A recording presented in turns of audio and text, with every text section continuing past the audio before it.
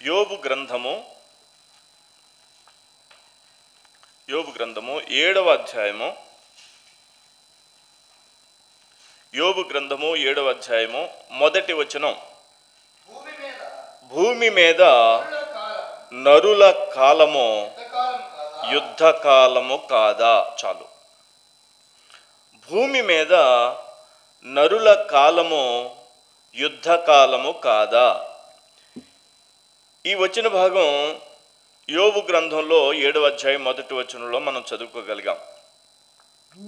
భూమి మీద నరుల కాలము యుద్ధకాలము కాదా?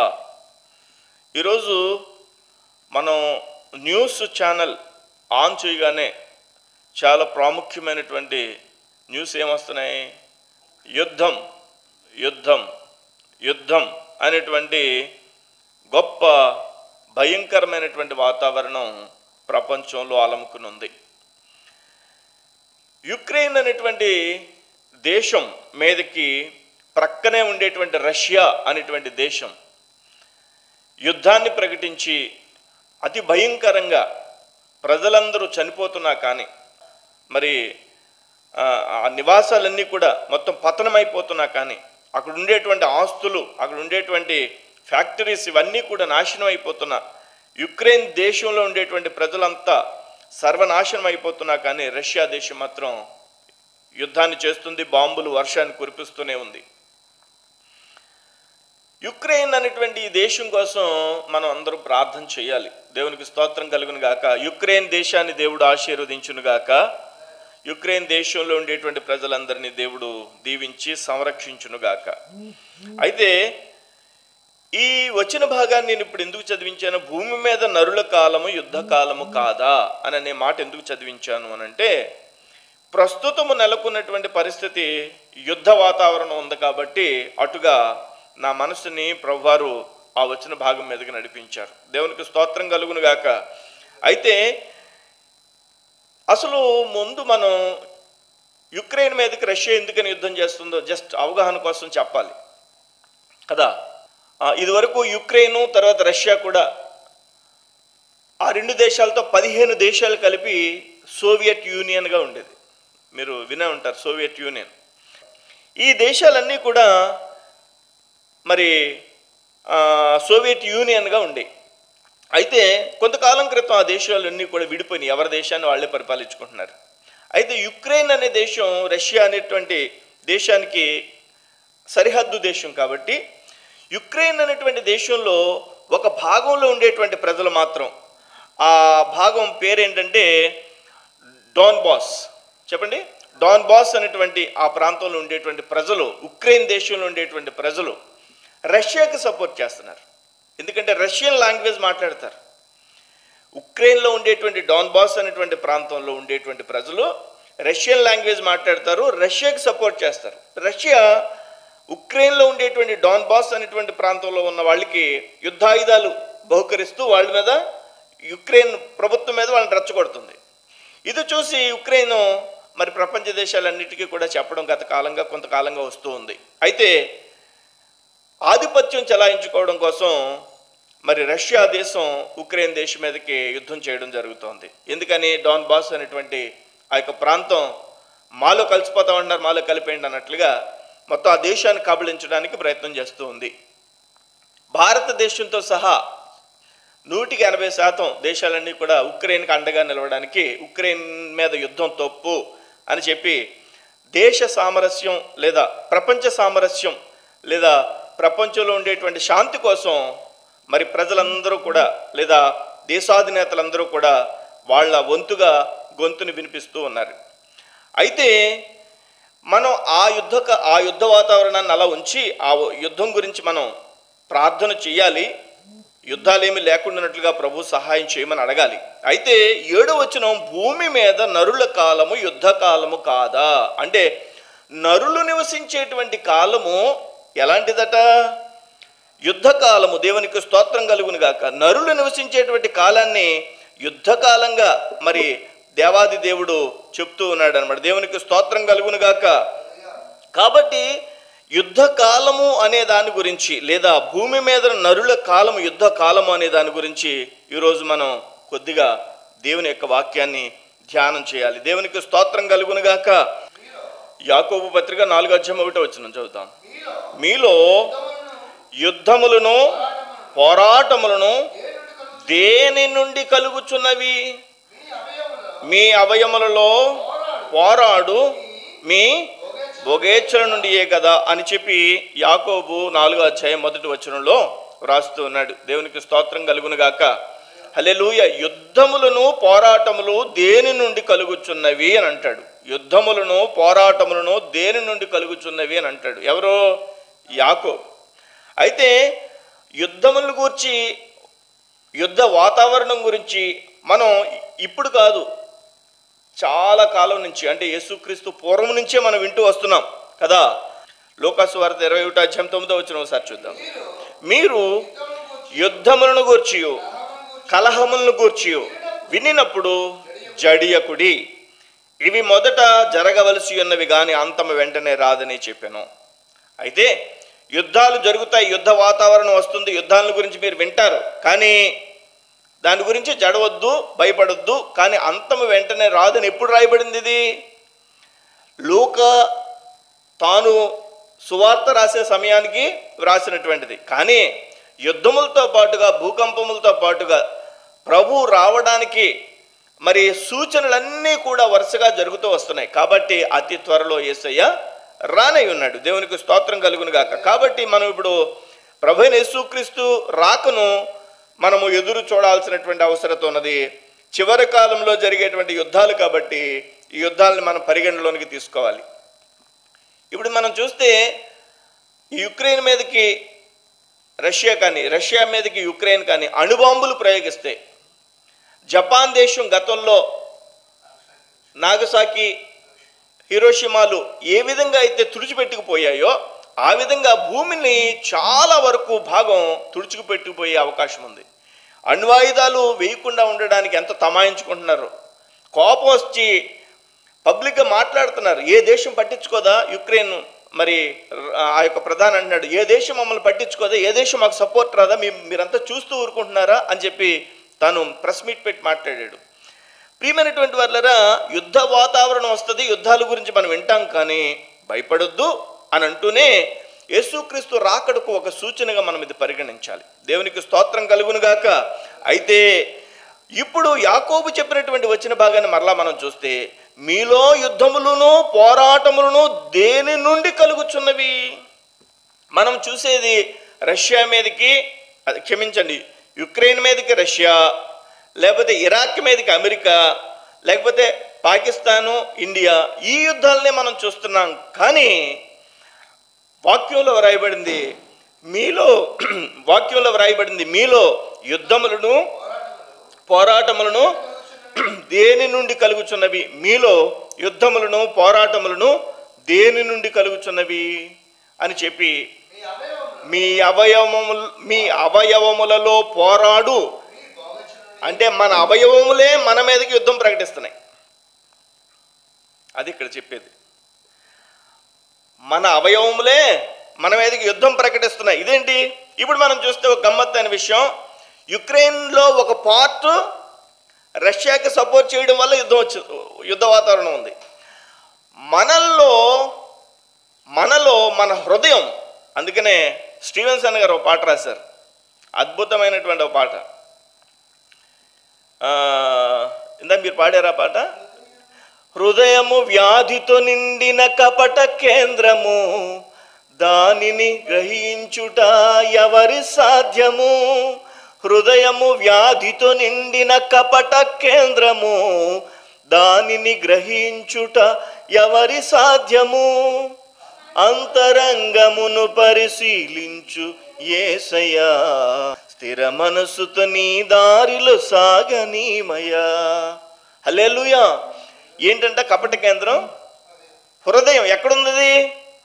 మనలోనే ఉంది. మనలో ఉన్న హృదయము మనకి వ్యతిరేకంగా పనిచేసిన కారణంగా, చేస్తున్న కారణంగా యుద్ధ వాతావరణం ఉంది. అందుకనే నరుల కాలం, భూమి మీద నరుల కాలం యుద్ధ కాలము కాదా? మనము బ్రతుకున్నంత కాలం మన హృదయం మనకు వ్యతిరేకంగా పనిచేస్తూ ఉంటుంది. అప్పుడు మనకి యుద్ధం జరుగుతూ ఉంటుంది, పోరాటం జరుగుతూ ఉంటుంది, యుద్ధం జరుగుతూ ఉంటుంది. దేవాది దేవునికి స్తోత్రం కలుగును గాక. ఈ పోరాటము యుద్ధములో దేవుడు నెగ్గాలి, దేవుని పక్షముగా మనం ఉండాలని ప్రభు అయిన యేసు యొక్క ఆశ, వాంఛ. 4వ అధ్యాయంలోనే, యాకోబు పత్రిక 4వ అధ్యాయంలోనే, మీరు ఆశించుచున్నారు కానీ మీకు దొరకటలేదు, మత్సరపడుదురు కానీ సంపాదించుకొనలేరు, పోట్లాడుదురు యుద్ధము చేయుదురు కానీ దేవుని అడగనందున మీకేమీ దొరకదు. మత్తయి సువార్త 5వ అధ్యాయం 29వ వచనంలో, మత్తయి సువార్త 5వ అధ్యాయం 29వ వచనం చూడండి ఒకసారి. ఏంటి? నీ కుడి కన్ను నిన్ను అభ్యంతరపరచిన ఎడల దాన్ని పెరికి నీ యొద్ద నుండి పారవేయము, నీ దేహమంతయు నరకములో పడకుండా నీ అవయవములలో నొకటి నశించుట నీకు ప్రయోజనకరం కదా. ఏమంటే ఏం మాట అండి ఇది? ఇప్పుడు కన్ను నిన్ను అభ్యంతర పడితే కన్ను పీకేసేయమంటున్నాడు యేసయ్య. ఈజీ అంటది, ఎవరైనా పీక్కోగలమా? దాని అర్థం ఏంటంటే, నువ్వు 2 కళ్ళు కలిగి నరకంలో పడే కంటే ఒక కంటితో పరలోకంలో వెళ్ళడం మేలు అనంటే, కన్ను నీకు శత్రువు, హృదయం నీకు శత్రువు. అంతే కదండి. కన్ను ఏం చేస్తుంది? చూసిందల్లా ఆశించుద్ది కదా. మనము మార్కెట్లో ప్రయాణం చేసి వెళ్తున్నాం అనుకోండి, మన దగ్గర డబ్బులు ఉన్నా లేకపోయినా, మన దగ్గర మనము దానికి కొనడానికి అవకాశం ఉన్నా లేకపోయినా ఆశించేటువంటి కన్ను ఇది. ఎవరైనా సరే మన హృదయము మనకి వ్యతిరేకంగా పనిచేసేది, మన నాలుక మనకి వ్యతిరేకంగా పనిచేసేది. హృదయం, కన్ను, తర్వాత నాలుక, మన యొక్క శరీరం మనకి వ్యతిరేకంగా పనిచేస్తున్నప్పుడు యుద్ధ వాతావరణం ఎక్కడుందంటే మనలోనే ఉంది. దేవునికి స్తోత్రం. అందుకనే వాక్యంలో వ్రాయబడింది, నరుల కాలము, భూమి మీద నరుల కాలము యుద్ధ కాలము కాదా అనంది. మరలా చెప్పండి, భూమి మీద నరుల కాలము యుద్ధ కాలము కాదా. దేవునికి స్తోత్రం కలుగును గాక. ఇంకా యోహాను రాసినటువంటి మొదటి పత్రికలో 2వ అధ్యాయము, మొదటి పత్రిక 2వ అధ్యాయము 16వ వచనంలో చూడండి. లోకములో ఉన్నదంతయు అనగా శరీరాశియు, నేత్రాశియు, జీవడంబమును తండ్రి వలన పుట్టినవి కావు, ఇవి లోక సంబంధమైనవే అని వాక్యంలో వ్రాయబడింది. దేవునికి స్తోత్రం కలుగును గాక. ఈ యొక్క శరీరాశ, నేత్రాశ, జీవడంబము అనేవి తండ్రి వలన పుట్టినవి కాదు, కానీ లోక సంబంధమైనవే అని చెప్పి దేవుని యొక్క వాక్యంలో మనం చదువుతున్నాం. అంటే పోరాటం అనేది ఎక్కడ పోరాటం ప్రారంభమైంది? మన అంతరంగంలోనే పోరాటం ప్రారంభమైంది. దేవునికి స్తోత్రం కలుగును. అనేక సార్లు మన మనసే మనకి శత్రువు అవుతుంది కదండి. ఇప్పుడు దేశం పక్క దేశాన్ని శత్రు దేశంగా చూస్తున్నారు. భారతదేశం పాకిస్తాన్ని శత్రు దేశంగానే చూస్తుంది, మిత్రదేశంగా చూడదు. ఇప్పుడు రష్యా ఉక్రెయిన్ని శత్రు దేశంగానే చూస్తుంది. యుక్రెయిన్కి అయితే నాటో దేశాలు సపోర్ట్ చేస్తున్నాయి. అది చూసి రష్యా మరలా తన యొక్క కూటమిని సిద్ధం చేసుకుంటుంది. ప్రపంచంలో 2 భాగాలుగా కొన్ని దేశాలు విడిపోయేటువంటి పరిస్థితుల్లో ఉన్నాం ఇప్పుడు. అలా 2 భాగాలు విడిపోతే అణుబాంబులు వేసుకుంటే మొత్తం నాశనం అయిపోయేటువంటి పరిస్థితులు. ఈ యుద్ధం ఆపాలి అని చెప్పి భారతదేశం లాంటి దేశాలన్నీ కూడా ప్రయత్నాలు చేస్తూ ఉన్నాయి. అయితే ఎందుకని వచ్చిందని చెప్పాను? ఆ దేశంలోనే, యుక్రెయిన్ అనేటువంటి దేశంలోనే ఒక భాగము శత్రువు వైపుకి మళ్ళినందుకు యుద్ధం ప్రారంభమైంది. ఇప్పుడు నేను అంటున్నాను, మనలో మన యొక్క హృదయం మనకి వ్యతిరేకంగా పనిచేస్తున్నప్పుడు ఇది పోరాటం. మనలో మన యొక్క కన్ను మనకు వ్యతిరేకంగా పనిచేస్తున్నప్పుడు ఇది పోరాటం. మన మనసు ఏమిది?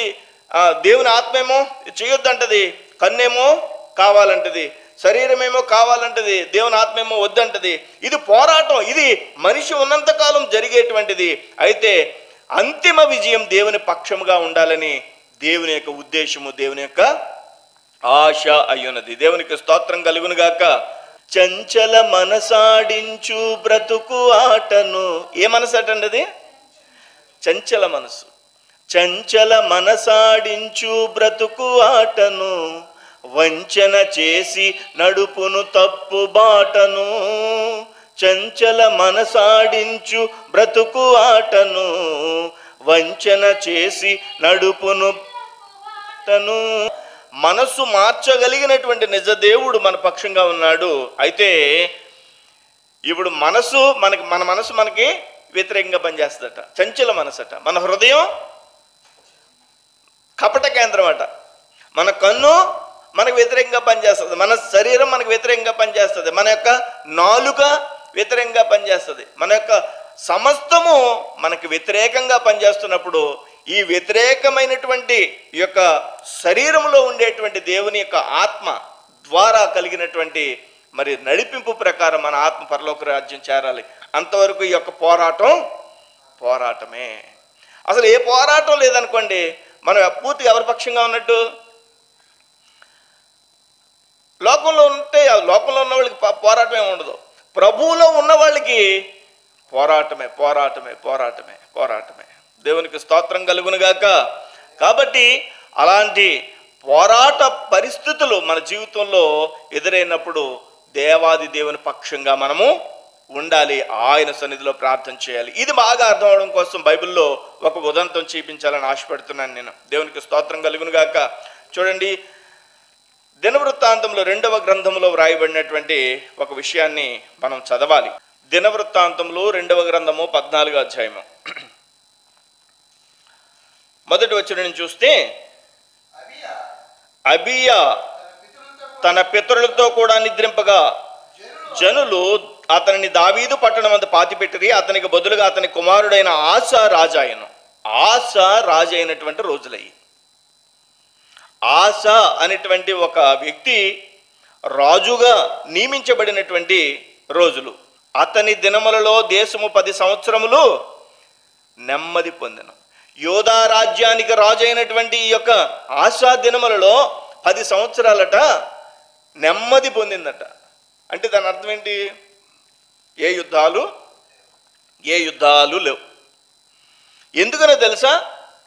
యుద్ధాలు ఏమీ లేకపోవడానికి అతను దేవుని చూడండి, ఆశ తన దేవుడైన యెహోవా దృష్టికి అనుకూలముగా యథార్థముగాను నడిచిన వాడై అన్య దేవతల బలిపీఠములను పడగొట్టి ఉన్నత స్థలములను పాడు చేసి ప్రతిమలను పగలగొట్టి దేవతా స్తంభములను కొట్టివేయించి వారి పితరుల దేవుడైన యెహోవాను ఆశ్రయించుటకును ధర్మశాస్త్రమును బట్టి విధిని బట్టి క్రియలు జరిగించుటకును యోధా వారిని ఆజ్ఞాపించి.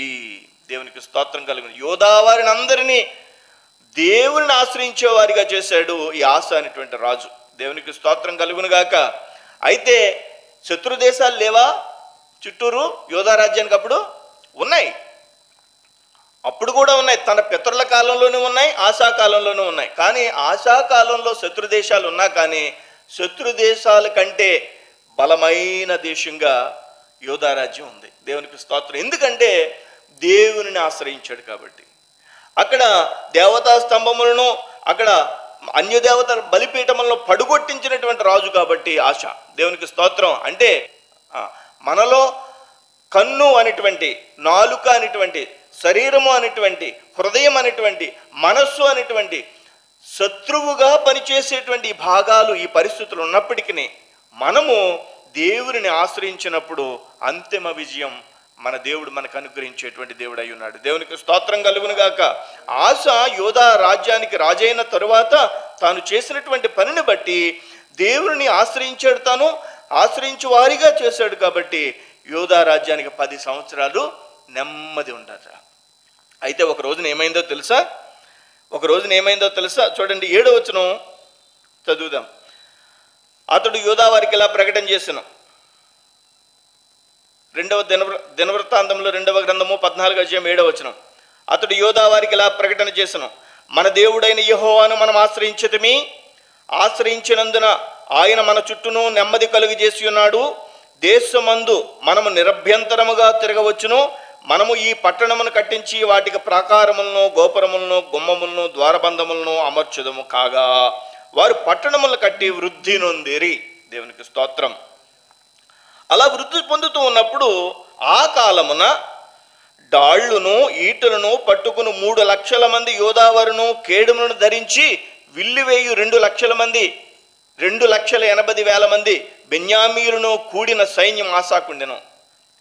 యుద్ధ సైన్యం అయితే ఉంది కానీ యుద్ధములు లేవు. యుద్ధ సైన్యం అయితే ఉంది కానీ యుద్ధ సైన్యం ఉన్నటువంటి ఆసా రాజ్యానికి, అది యోధా రాజ్యం మీదకి అకస్మాత్తుగా ఒక పెను ముప్పు వచ్చి పడింది. 9వ వచనంలో చూద్దాం. కూషీయుడైన జెరహు, అంటే నల్లజాతీయుడు అనమాట. కూషీయుడు అంటే కూషీయుడైన జెరహు వారి మీద దండెత్తి 1000 సైన్యమును 300 రథములను కూర్చుకుని, అంతకుముందు 7వ వచనంలోనే చెప్పాడు, అరే బాబు మనందరము క్షేమంగా ఉన్నాం, యుద్ధం ఏమీ లేదు అని. అంటే యుద్ధం ఏమీ లేదు, నాకు పర్లేదు అని అనుకున్నప్పుడు యుద్ధం స్టార్ట్ అయింది. అంటే తాను నిలుచున్నాను అని అనుకున్నవాడు పడిపోకుండా చూసుకోవాలి. దేవునికి స్తోత్రం. అంటే యుద్ధం ఎక్కడి నుంచి జరుగుతుందంటే యుక్రెయిన్ మీద రష్యానో, లేకపోతే పాకిస్తాన్ మీద ఇండియానో, లేకపోతే ఇరాక్ మీద అమెరికానో కాదు. ఆత్మీయ జీవితంలో మనకే యుద్ధ వాతావరణం ఆ యొక్క పరిస్థితులు ఉన్నప్పుడు దేవుడు అంటున్నాడు, నరుల కాలము యుద్ధ కాలము కాదా.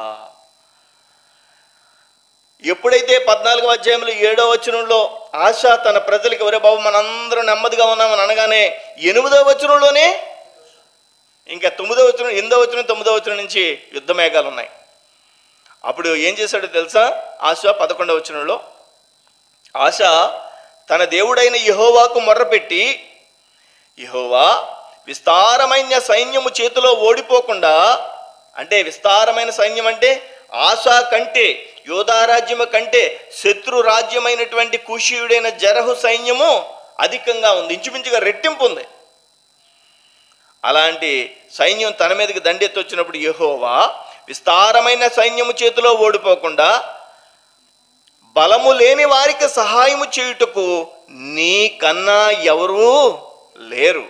అది బలము లేని వారికి సహాయము చేయుటకు నీ కన్నా ఎవరునూ లేరు. ప్రభువా, ఈ యొక్క పోరాటంలో జయించడానికి నాకు సహాయం చేయగలిగింది నీకన్నా ఎవరు? ఆ రోజు ఆశ ప్రార్థన చేశాడు. మనం కూడా ప్రార్థన చేయాలి. ఏమని? ప్రభువా, ఈ యొక్క పోరాటంలో, ఈ యొక్క లోకంలో ఉండేటువంటి పోరాటంలో, ఆధ్యాత్మిక పోరాటంలో నా పక్షంగా నీవు నిలిచి నాకు జయముని ఇవ్వగలిగింది నీవే, నీకన్నా సహాయం చేసేది నాకు ఎవరూ లేరు. మా దేవా యెహోవా, మాకు సహాయం చేయము, నిన్నే నమ్ముకుని ఉన్నాము, నీ నామమును బట్టి ఈ సైన్యమును ఎదిరించుటకు బయలుదేరి ఉన్నాము.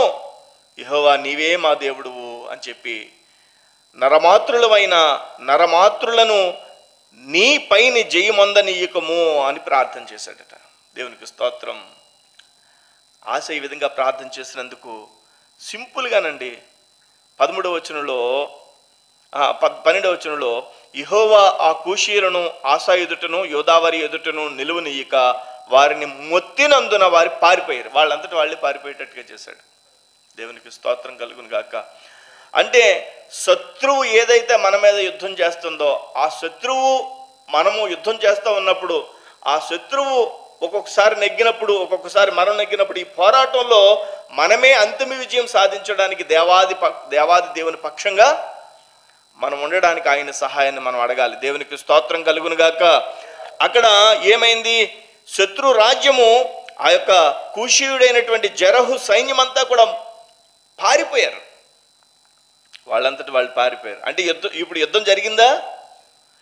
యుద్ధము వాతావరణం ఉంది, శత్రువు దండెత్తడానికి వచ్చింది, కానీ దేవుడు విజయం ఇచ్చాడు. కారణం ఏంటంటే ఆశ దేవుని దగ్గర ప్రార్థన చేశాడు. ప్రభువా, యుద్ధం వచ్చింది, మాకు సహాయం చేయి ప్రభువా, మేము జయించలేము. దేవునికి స్తోత్రం కలుగును గాక. ప్రియమైనటువంటి వాళ్ళరా, మనము లేచింది మొదలుకుని పడుకునేంతవరకు యుద్ధమే. మనం పడుకుంది మొదలుకొని ఉదయం లేచేంతవరకు యుద్ధమే. యుద్ధ వాతావరణంలోనే మనం పెరుగుతున్నాం. మన జీవితంలో ప్రతిరోజు ఏదో ఒక విషయంలో ఆర్థికపరమైనటువంటి సమస్యలతో పోరాటం, మానసికపరమైనటువంటి సమస్యలతో పోరాటం, కుటుంబ విషయాలలో, ఇంకా సేవా విషయాలలో, అనేకమైనటువంటి విషయాలలో మన యొక్క జీవితంలో మనం పోరాటం చేస్తున్నాం. కారణం ఏంటంటే ఉక్రెయిన్లో ఉన్న డాన్బాస్ అనేటువంటి ఆ టెరిటరీ, ఆ ప్రాంతం రష్యాకి సపోర్ట్ చేసిన కారణంగా యుద్ధం ఎలా వచ్చిందో, మనలో ఉండేటువంటి మన హృదయం సాతాను గడికి అప్పుడప్పుడు సపోర్ట్ చేస్తుంది. మనలో ఉండేటువంటి మన మనసు సాతానుగాడికి అప్పుడప్పుడు సపోర్ట్ చేస్తుంది. మనలో ఉన్న మన కన్ను సాతానుగాడికి అప్పుడప్పుడు సపోర్ట్ చేస్తుంది. మనలో ఉన్న మన నాలుక సాతానుగాడికి అప్పుడప్పుడు సపోర్ట్ చేస్తుంది. కాబట్టి యుద్ధం వస్తుంది. ఆడంటాడు నాకు సపోర్ట్ చేస్తుంది కాబట్టి నేను కబ్జా చేసుకుంటానంటాడు. మనమేమంటే కుదరదు, నేను దేవుని పక్షంగా నిలుస్తున్నామని చెప్పి ఇదే పోరాటం. హల్లెలూయా. ఈ పోరాటం మధ్యలో దేవుడు అన్నాడు, భూమి మీద నరుల కాలము యుద్ధ కాలము కాదా? దేవునికి స్తోత్రం కలుగును గాక. యాక్చువల్గా ప్రభా ఏ వచనాల్ని ఈరోజు మేము ధ్యానం చేయాలి అని మనసులో నేను ఆలోచన కలిగి ఉన్నప్పుడు, అదేంటది యుద్ధ వాతావరణం అంతా భయంకరంగా ఉంటే యుద్ధం గురించి మాట్లాడవా? హల్లెలూయా. ఏ యుద్ధం గురించి మాట్లాడడం ప్రభా? అదేంటి నీలో యుద్ధం లేదా? మనుషుల్లో యుద్ధం లేదా? ప్రియమైనటువంటి వాళ్ళరా, మనందరిలోని యుద్ధ వాతావరణం ఉంది. యుద్ధ వాతావరణం ఉన్న మనలో దేవుడు మన పక్షంగా ఉండి విజయము కలుగజేయునుగాక. ఆమేన్, ఆమేన్. పౌలు అంటాడు, నేను ఈ సరి నుంచి బయటికి వెళ్ళిపోతే ఎంత బాగుండు అంటాడు కదండి. అనారోగ్యంతో పోరాటం అండి. దేవుడి దగ్గర ప్రార్థన చేశాడు. ఇలా నడుస్తుంటేనంటండి నీడ పడి స్వస్థత వచ్చేసిందట.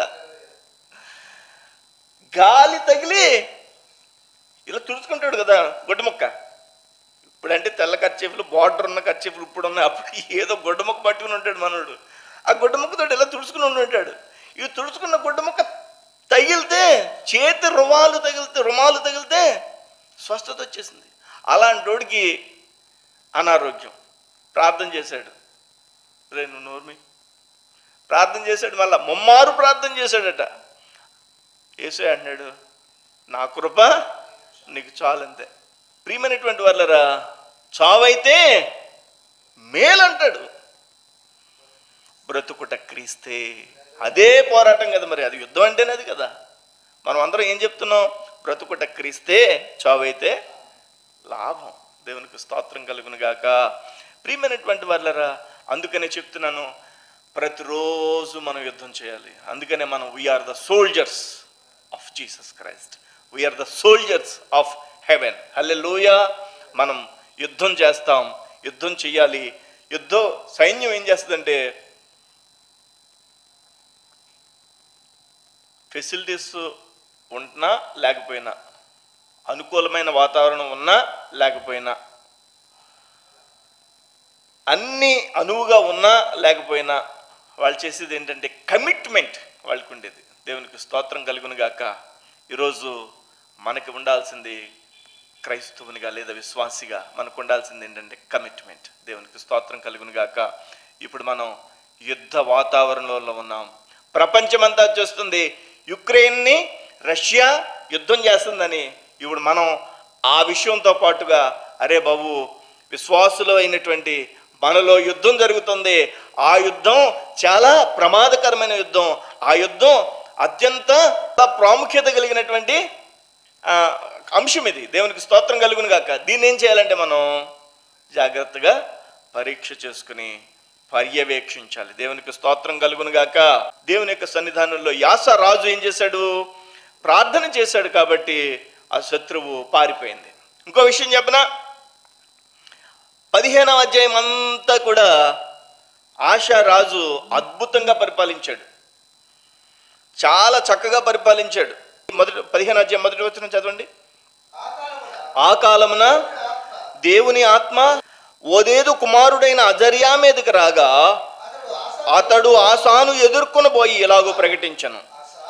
అజర్యా అనేటువంటి ప్రవక్త మీదకి దేవుని ఆత్మ రాగా, ఈ యొక్క యోధా రాజు అయినటువంటి ఆసా దగ్గరికి వెళ్ళి ఇలా ప్రకటిస్తున్నాడట. ఆసా, యోధావరులారా, బెన్యామీనీలారా, మీరందరూ నా మాట వినుడి. మీరు యెహోవా పక్షపు వారైన ఎడల ఆయన మీ పక్షంగా నుండి. సింపుల్. మీరు దేవుని పక్షంగా ఉన్నారనుకోండి, దేవుడు మీ పక్షంగా ఉంటాడు. మీరు ఆయన యొద్ద విచారణ చేసిన ఎడల ఆయన మీకు ప్రత్యక్షమగును. అంటే ఆయన్ని మీరు అడిగారు అనుకోండి. ఇప్పుడు ఆశ ఇందాక ఏం చేశాడు? యుద్ధం వచ్చినప్పుడు అడిగాడు. దేవుడు ఆశకి, యోధా రాజ్యానికి సహాయం చేశాడు. ఆయన మీరు విచారణ చేసిన ఎడల మీకు, అంటే విచారణ చేయడం అంటే ఏంటి? వాడుక భాషలో, మన ఆత్మీయ భాషలో ప్రార్థన చేయడం. దేవునికి స్తోత్రం కలుగును గాక. మీరు ఆయనను విసర్జించిన యెడల ఆయన మిమ్మను, నువ్వు వద్దనుకుంటే ఆయన వద్దనుకుంటాడు, నువ్వు కావాలనుకుంటే ఆయన కావాలనుకుంటాడు, నువ్వు ప్రార్థన చేస్తే సహాయం చేస్తాడు. నిజమైన దేవుడైనను ఉపదేశము చేయు యాజకులైనను ధర్మశాస్త్రమైనను చాలా దినములు ఇజ్రాయేలీలకు లేకుండా పోవును. విసర్జిస్తే అంటే వాక్యం అందకుండా అయిపోద్ది విసర్జిస్తే అని దేవుని వాక్యం చెప్తుంది. నా ప్రియమైనటువంటి వాళ్ళరా, ఇంకా 4వ వచనంలో తమ శ్రమయందు వారు ఇజ్రాయేలీల దేవుడైన యెహోవా యొద్దకు మళ్ళుకుని ఆయనను వెతికినప్పుడు ఆయన వారికి ప్రత్యక్షమాయను అని చెప్తుంది. అంటే శ్రమలలో, యుద్ధాలలో, కష్టకాలంలో దేవుని పక్షంగా మనం మళ్ళుకుని ఆయన యొద్ద మనం విచారణ చేసినప్పుడు దేవుడు మనకే సహాయం చేస్తాడు. దేవునికి స్తోత్రం కలుగునుగాక. కాబట్టి మన జీవితాలలో ప్రభు అయినటువంటి దేవుని యొక్క సన్నిధిలో ఈ యొక్క ప్రభు పక్షంగా మనం ఉండేటట్లు ప్రభు దగ్గర విచారణ చేసి అన్నిగే ప్రార్థన చేసి మన జీవితాల్లో ముందుకు కొనసాగేటట్టుగా మనల్ని ప్రభు ఆత్మ నడిపించునుగాక. హల్లెలూయా. అంతేకాదు ఇక్కడ మనం చూస్తే అజర్యా అనేటువంటి ఈ ప్రవక్త చెప్పినటువంటి మాటలకు ఆశ ఏమంటున్నాడు చూడండి 8వ వచనంలో. ఓదేదు ప్రవచించిన ఈ మాటలు ఆశ వినినప్పుడు అతడు ధైర్యం తెచ్చుకుని యోధా బెన్యామీల దేశం అంతటి నుండి ఎఫ్రాయిము మన్యములో తాను కట్టుకొనిన పట్టణముల నుండి హేయములైన విగ్రహములన్నిటినీ తీసివేసి యెహోవా మండపము ఎదుట నుండి యెహోవా బలిపీఠమును మరలా కట్టించాడు. అంటే తన యొక్క యోధా రాజ్యంలో మిగిలి ఉన్నటువంటి ఆ యొక్క విగ్రహాలని తిరిగి పడవేశాడు. అంతేకాదు ఇంకొక విషయం జరిగింది. 16వ వచనం చదవండి. మరియు తన తల్లి అయిన మైక అసహ్యమైన ఒక దేవతా స్తంభమును నిలిపినందున, ఎవరి మైక ఎవరు? ఆశా తల్లి. ఆశా తల్లి అసహ్యమైన ఒక దేవతా స్తంభమును, అంటే ఇంకెంత అసహ్యంగా ఉందో. ఈ దేవత పేరు అసహ్యమైన దేవతట. అసహ్యమైన ఒక దేవతా స్తంభమును నిలిపినందున ఆమె ఇక పట్టపు దేవి అయి ఉండకుండా, అంటే యువరాణి కాదు, ఏ రాణి అంటారు? పట్టపు దేవి అంటే రాజకుమార్తె అనుకోండి, యువరాణి అంటారు. రాజు తల్లి అయితే మహారాణి. మహారాణి అంటే రాజు భార్యగా రాణియా? ఓ మహారాణి, పట్టపు రాణి అన్నమాట ఈవిడే. ఈ పట్టపు రాణి పట్టపు దేవి అయి ఉండకుండా రాజైన ఆశ ఆమెను త్రోసివేశాడట. సొంత తల్లిని నువ్వు అసలు రాణిగా ఉండడానికి పనికిరావు అని చెప్పి త్రోసేశాడట. ఆమె నిలిపిన విగ్రహమును పడగొట్టి చిన్నాభిన్నము చేసి కిద్రోను వాగు దగ్గర దాన్ని కాల్చివేసాను. అంటే ఆశయాన్ని చూస్తుంటే ఎలా ఉన్నాడు ఇప్పుడు పరిస్థితి? సూపర్గా ఉంది కదా, కదండి కదా. దేవుని దగ్గర యుద్ధాలు లేకుండా 10 సంవత్సరాలు పరిపాలించాడు. ఒరే బాబు మనకు యుద్ధాలు ఏమి లేవు అనుకునే లోపలనే యుద్ధం వచ్చేసింది.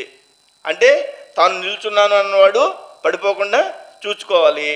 యుద్ధం వచ్చేసినప్పుడు ప్రార్థన చేశాడు, నెగ్గాడు. శత్రుదేశం అంటే ఆ యొక్క కూషీయుడైనటువంటి జరహు సైన్యం అంతా కూడా పారిపోయింది.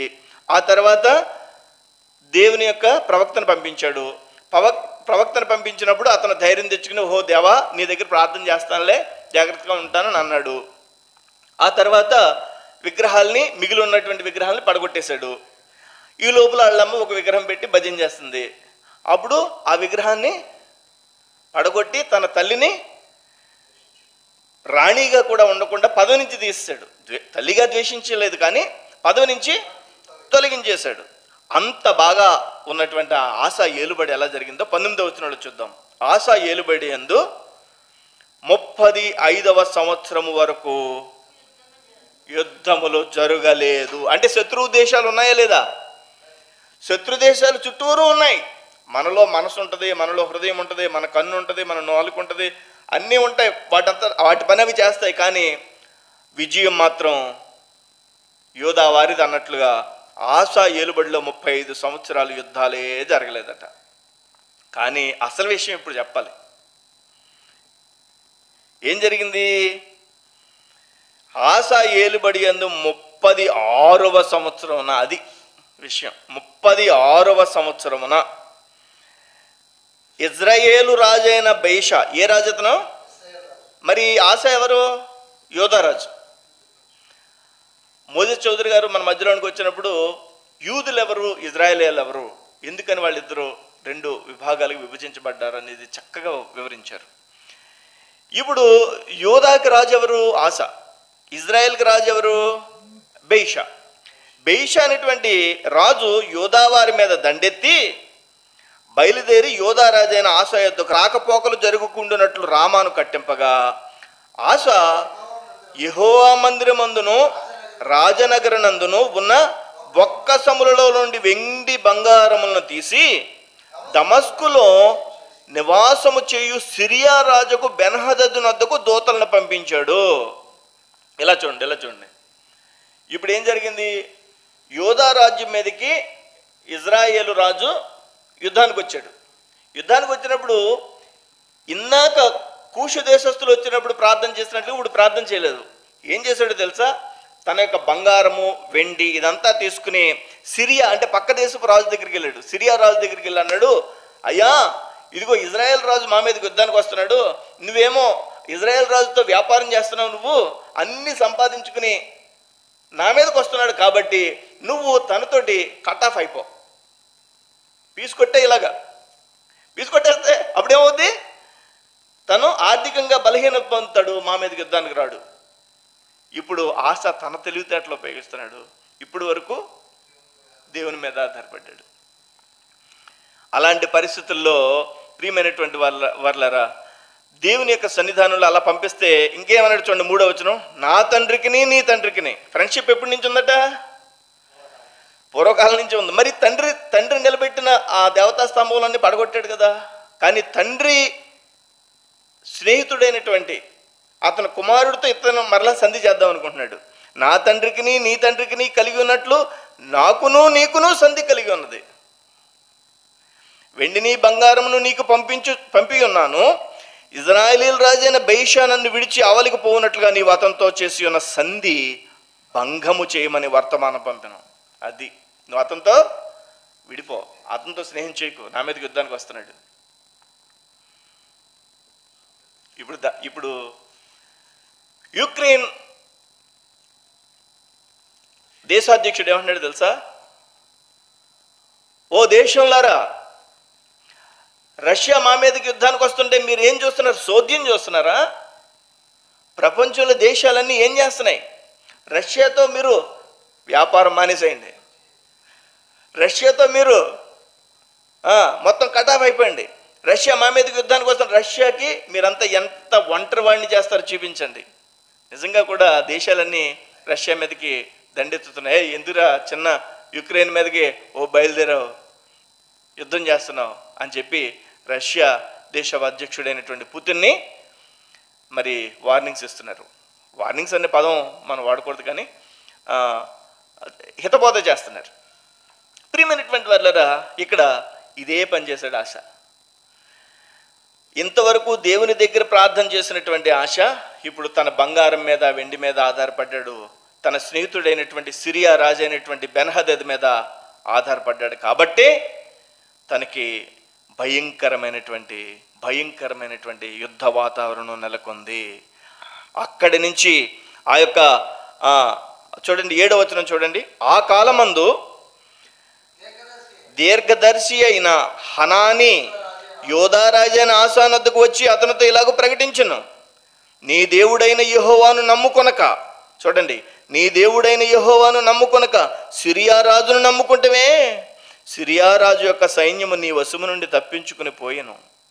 బహు విస్తారమైన రథములను గుర్రపు రౌతులను గల కూషీలను లూబీలను గొప్ప దండే దిగి వచ్చారు కదా.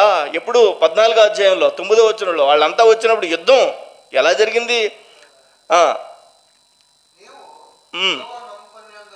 నీవు యెహోవాను నమ్ముకున్నందున హల్లెలూయా, అప్పుడు నువ్వు నమ్ముకున్నావు కాబట్టి వాళ్ళని నీ చేతికి అప్పగించాడు. ఇప్పుడైతే నువ్వు బెన్హదద్ని తర్వాత బంగారమును వెండిని నమ్ముకున్నావు కాబట్టి నీ యొక్క జీవితంలో నీవు ఇంకేం చేస్తావంటే యుద్ధ వాతావరణాలే. 9వ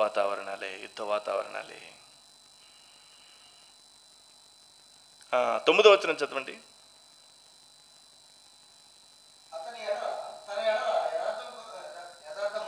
తన ఎడల యథార్థ హృదయం గలవారిని బలపరచుటకై యెహోవా కనుదృష్టి లోకమందంతటా సంచారము చేయుచున్నది.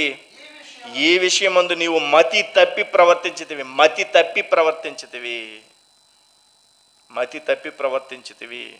కనుక ఇది మొదలుకొని నీకు యుద్ధములే. అది చూసారండి, భూమి మీద నరుల కాలము యుద్ధ కాలము కాదా అనే వచనం తీసుకుని మనలో మన యొక్క హృదయము, మన మనస్సు, మన యొక్క శరీరమే మనకు శత్రువు, మన మీద యుద్ధం చేస్తుందని చెప్పుకుంటూ ఆశా దగ్గరికి వచ్చి ఆశా చేసినటువంటి యుద్ధం శత్రు సమూహం అంతా కూడా చుట్టూరు ఉన్నా కానీ మరి ఆశ దేవుని మీద ఆధారపడినప్పుడు యుద్ధ వాతావరణం ఉన్నా ఆశ నెగ్గాడు. అలా కాకుండా తనకుండేటువంటి వెండి బంగారుల మీద, తనకుండేటువంటి మరి ఆ యొక్క స్నేహితుడైనటువంటి బెన్హదద్ మీద ఆధారపడినప్పుడు దేవుడు ఈ యొక్క హనానీ అనేటువంటి ఒక దీర్ఘదర్శిని పంపించి ఒక ప్రవచనం చెప్పాడు, ఇక మీదట నీకు యుద్ధములే. 12వ వచనం చదవండి. ఆశ తన ఏలుబడి యందు 39వ సంవత్సరమున పాదములో జబ్బు పుట్టి తాను బహు బాధపడినను దాని విషయములో అతడు యెహోవా యొద్ద విచారణ చేయక, అంటే యుద్ధం వచ్చినప్పుడు మొదట్లో దేవుని యొద్ద విచారణ చేశాడు, ఇక్కడైతే విచారణ చేయలేదు. తన పాదములో జబ్బు పడినప్పుడు కూడా విచారణ చేయలేదట, అంటే ప్రార్థన చేయడం మానేశాడట ఆశ. వైద్యులను పట్టుకునేను. ఆశ తన పితరులతో కూడా నిద్రించి తన బేలుబడి యందు 41వ సంవత్సరమున మృత్యు నొందగా అని చెప్పి వ్రాయబడింది. ప్రియమైనటువంటి వాళ్ళరా, దీనిని బట్టి మనం గమనించాలి, భూమి మీద నరుల కాలము యుద్ధ కాలము కాదా. మనకి యుద్ధ వాతావరణం, ప్రతిరోజు యుద్ధ వాతావరణం ఉంటుంది. మన హృదయం, మన మనస్సు, మన యొక్క కన్ను, మన నాలుక, మన శరీరము, మన సమస్తము కూడా మనకి వ్యతిరేకంగా నిలిచినప్పుడు దేవాది దేవుని యొక్క ఆత్మ మనల్ని జ్ఞాపకం చేసుకుని మనలో ఆయన వశించి మనకు ఆయన విజయం ఇవ్వడానికి ప్రభు సహాయం చేయడానికి ఇష్టపడుతున్నాడు. దేవునికి స్తోత్రం కలుగును గాక. ఆశ వలె దేవుని ఎదుట విచారణ చేసి ఆయనలో జయము పొందుకుందాం. ఆశ వలె మరి వెండి బంగారం మీద లేదా సిరియా రాజుకు బెన్హదద్ మీద ఆధారపడినట్లుగా కాకుండా మనం దేవుని మీద ఆధారపడదాం. దేవుని వాక్యం ఒకసారి చదువుకుని ముగించేద్దాం. అదేంటో తెలుసా? నాతో చెప్పండి. ఆశ యోధావరులారా, బెన్యామీనీయులారా, మీరందరూ నా మాట వినుడి. మీరు యెహోవా పక్షపు వారైన ఎడల ఆయన మీ పక్షముగా ఉండును. మీరు ఆయన యొద్ద విచారణ చేసిన ఎడల ఆయన మీకు ప్రత్యక్షమగును. మీరు ఆయనను విసర్జించిన ఎడల ఆయన మిమ్మను విసర్జించును. ప్రార్థన చేసుకుందాం. ప్రభువా, నిజమే తండ్రి, ఏదో యుక్రెయిన్ మీదకి రష్యా వస్తుందనో, పాకిస్తాన్ మీదకి భారత్ వెళ్ళిందనో, ఇరాక్ మీదకి అమెరికా వెళ్ళిందనో యుద్ధాల గురించి చెప్పుకుంటున్నారు, కానీ యుద్ధ వాతావరణం మాలోనే ఉందని నీ వాక్యం ద్వారా మేము గమనించామని ప్రార్థన చేసుకుందాం. భూమి మీద నరుల కాలం యుద్ధ కాలము కాదా అనే మాట ద్వారా ప్రభా మీరు మాతో మాట్లాడారు, నీకు స్తోత్రాలు. ప్రార్థన చేసుకుందాం. ప్రభా, నిజమే దాని పరిస్థితులన్నీ లేచింది మొదలుకొని పడుకునేంతవరకు, పడుకుంది మొదలుకొని లేచేంతవరకు ప్రభా ప్రతిరోజు ప్రతి క్షణం ఈ భూమి మీద మేము ఉండగా నరుల కాలం యుద్ధ కాలమే తండ్రి.